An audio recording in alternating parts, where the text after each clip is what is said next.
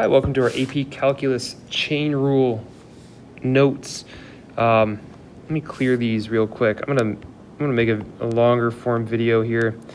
So our chain rule allows us to differentiate functions when there's a function inside of a function.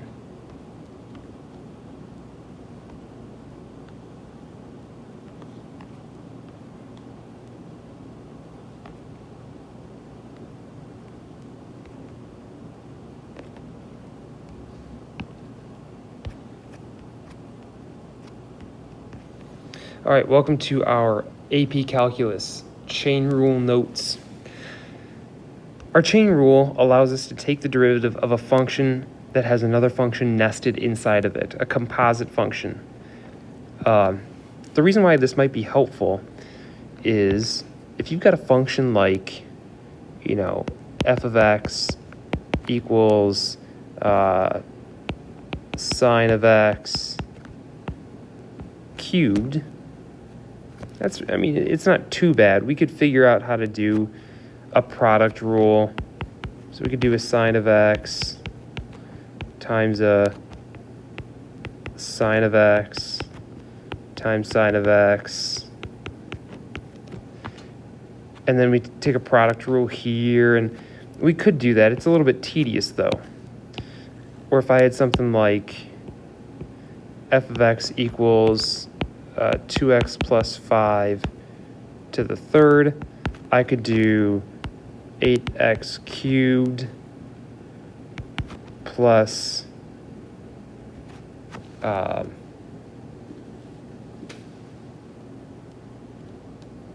me do some math here. I could do 8x cubed plus, what would that be? That'd be a 60x squared plus a 150x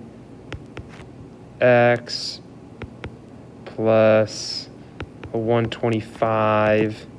And then I could try to take this power rule, but if I were to have like even a 2x to the fourth or 2x squared, it gets really complex really quickly.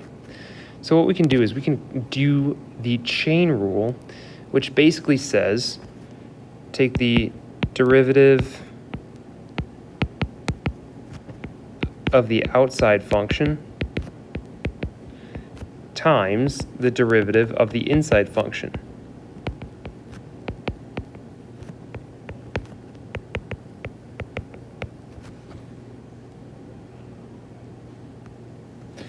So my outside function here, maybe I'll say f of x equals root x squared plus 1.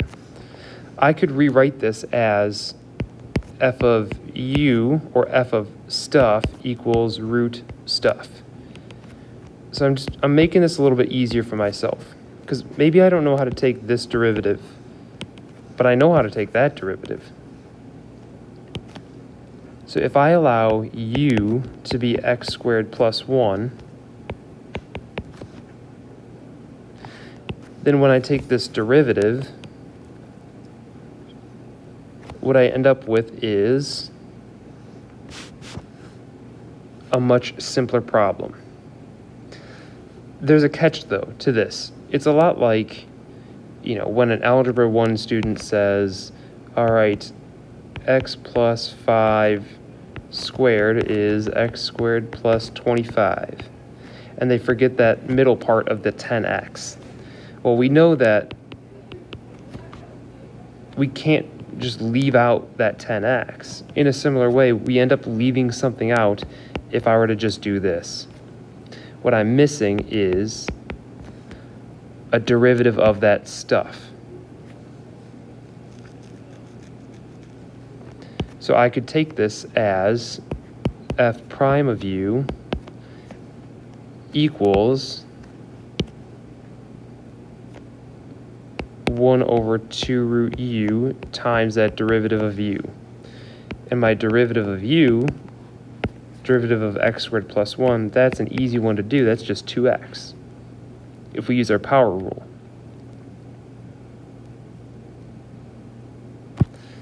So then my f prime of u really becomes 1 over 2 root let me plug that back in, x squared plus 1 times du, which is 2x, which could simplify to x over root x squared plus 1.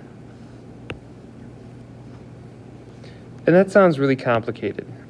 Let's try to break this down and make it a little bit more user-friendly. Let's take the derivative of sine of x squared. So for part A, the outer function is the sine of stuff. The inner function is the x squared. What is my chain rule? It's the outer derivative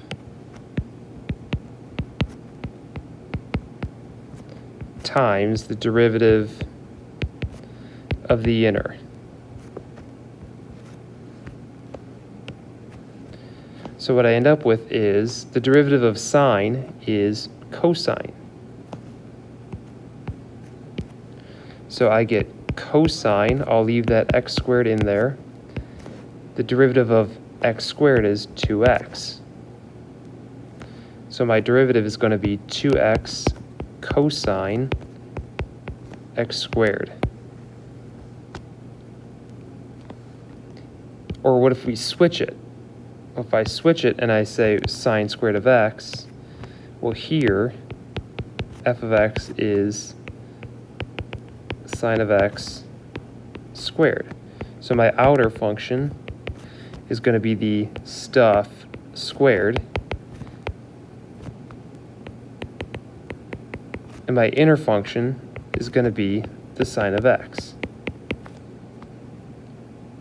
It's stuff squared. So my outer derivative, I'm going to take 2 times that stuff to the first power. My inner derivative is going to be a negative, not a negative, I'm sorry, a cosine of x. So it's 2 times stuff to the first, outer derivative, inner derivative. All right, let's take a look at a nested function.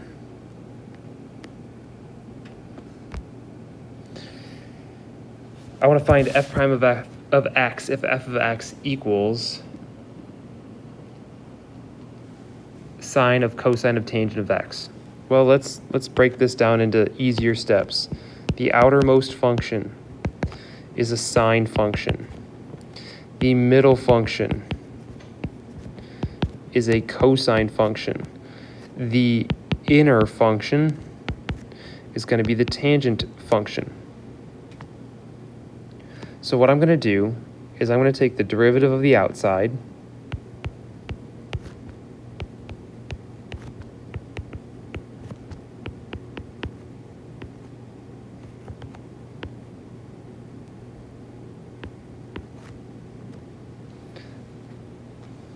that's my outer derivative, times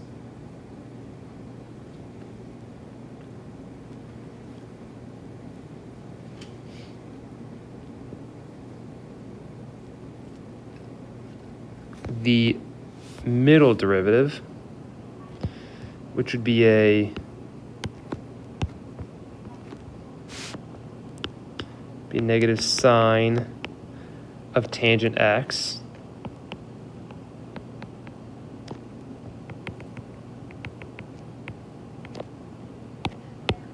Let me pull this down here. Outer derivative, inner derivative would be negative sine of tangent of x.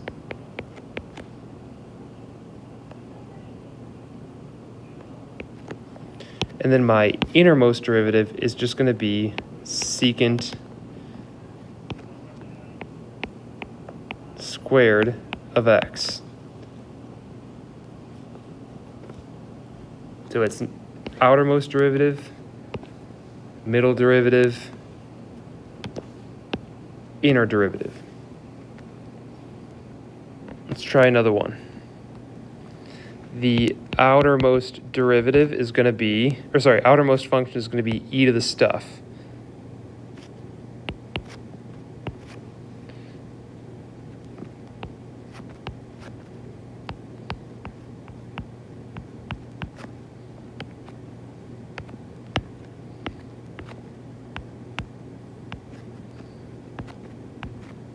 My middle derivative, my middle function, is going to come from the secant of stuff. And my inner derivative is going to be the 3 theta. We could treat this like a 3x. All right, so let's do the outer derivative. Derivative of e to the stuff is going to be e to the stuff.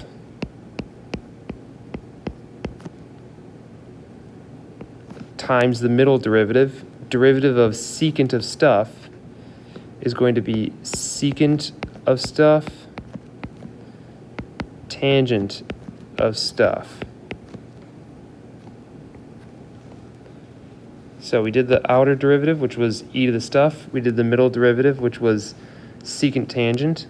We did, now the last derivative is going to be, derivative of 3x is just 3. So if I wanted this is the outermost derivative. This is the middle derivative. This is the innermost derivative. And if I multiply all these 3 things together, I get my chain rule derivative of e to the secant 3 theta.